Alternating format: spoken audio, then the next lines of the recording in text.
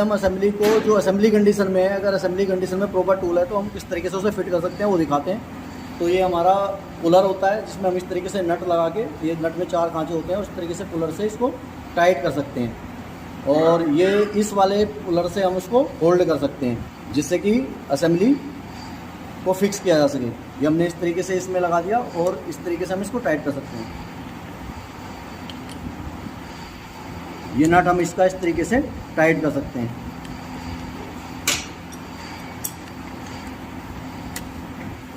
अब ये जैसे हमने किया तो ये यहाँ पे इस गियर की वजह से ये होल्ड होगी, असेंबली स्लिप नहीं करेगी, तो ये नट हमारा पूरा टाइट हो जाएगा। बट कई बार क्या होता है कि कुछ मैकेनिक के पास ये पुलर नहीं होता और वो असेंबली को डिसमेंटल करके या खोल के दोबारा से फिट करते हैं, तो उस कंडीशन में हम दिखाते हैं कि क्या टूल यूज होता है। ये इस तरीके से नट को, जो बोल्ट है उनको खोल लेते हैं और असेंबली को खोल के टाइट करते हैं। अब हमने जैसे ये पुलर से होल्ड कर लिया है, बट अगर स्प्रिंग का फोर्स नहीं है और हम इस कंडीशन में इसको नट को टाइट करना चाहते हैं तो ये सेंटर हमारा इस तरीके से घूमेगा। तो इस सेंटर को होल्ड करने के लिए हमें एक पुलर की ज़रूरत होती है। ये इस तरीके का पुलर होता है जिससे कि हम चारों जो सेंटर की लेग हैं उनको होल्ड कर लेते हैं। लगाओ।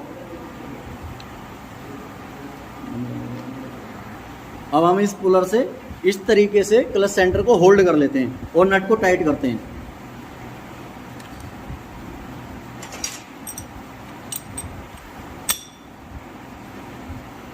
जब हम इस तरीके से टाइट करते हैं तो हमारे चारों लग के ऊपर इक्वल फोर्स आता है और हम इसको कितना भी टाइट करते हैं कोई टांग हमारी टूटेगी नहीं। जैसा आप देख सकते हैं अभी हम इस पर पूरी ताकत से फोर्स लगा रहे हैं, बट अब उसके बाद हम देखेंगे कि कोई भी लेग को हमारे कोई नुकसान हुआ या नहीं हुआ। अब आप देख सकते हैं कि हमारी लेग को कोई भी नुकसान नहीं हुआ है क्योंकि हमारे चारों लेग के ऊपर इक्वल फोर्स आई है।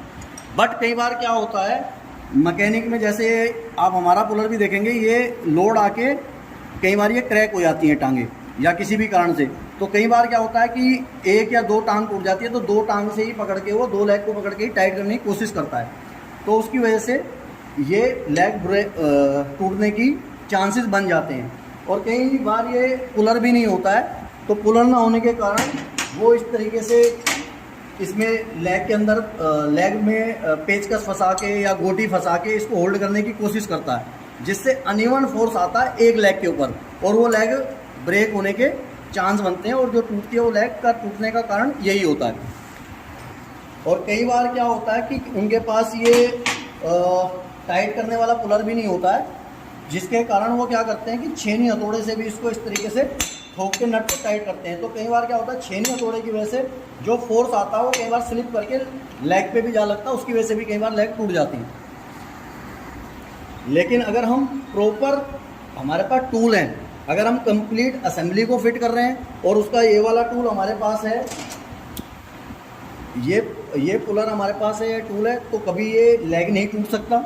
और अगर ये भी नहीं है और हमारे पास होल्डिंग टूल प्रॉपर है जिसके अंदर की अगर 4 लेग हैं तो 4 लेग, और जैसे UG5 में 5 होते हैं या UG2 में 6 लेग होते हैं, तो अगर वो उतने प्रॉपर लेग का टूल उनके पास है, होल्डिंग टूल, तो भी ये लेग कभी एक लेग नहीं टूट सकती।